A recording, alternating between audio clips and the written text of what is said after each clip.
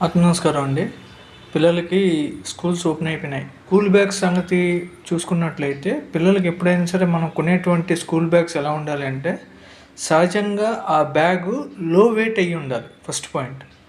రెండో విషయం ఏంటంటే ఆ బ్యాగ్కి ర్యాక్స్ ఎక్కువ ఉండాలి. దానివల్ల ఏంటంటే వాళ్ళు పెట్టుకునేటువంటి బుక్స్ తాలూకా వెయిటేజ్ అన్నది డిస్ట్రిబ్యూట్ అవుద్ది. మూడోది ఏంటంటే వాళ్ళు ఆ బ్యాగ్ని వాళ్ళ తాలూకా షోల్డర్కి హ్యాంగ్ చేసుకుంటారు కదా, ఆ హ్యాంగ్ చేసుకునేటువంటి రింగ్ ఏదైతే ఉందో అది చాలా సాఫ్ట్గా ఉండాలి. ఇన్సైడ్ అంటే ఈ షోల్డర్కి టచ్ చేసేటువంటి ఏరియా అది కొంచెం మెత్తగా ఉండాలి. ఇది చాలా కీలకంగా గుర్తుపెట్టుకోవాల్సినటువంటి విషయం. ఈ 3 లక్షణాలు ఉన్నటువంటి బ్యాగ్సే మీరు మీ పిల్లలకి ప్రిఫర్ చేయండి.